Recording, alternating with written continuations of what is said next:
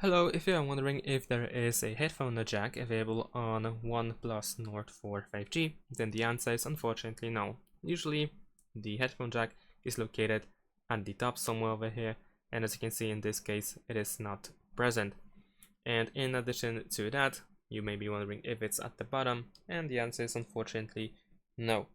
However, there is a way to connect the headphone jack, and that is by using the adapter that looks pretty much like this. So over here we have the USB-C input and of course the headphone jack input, and all we need to do is simply connect our wired headphones through the adapter and then plug the USB-C to the device, and there we go.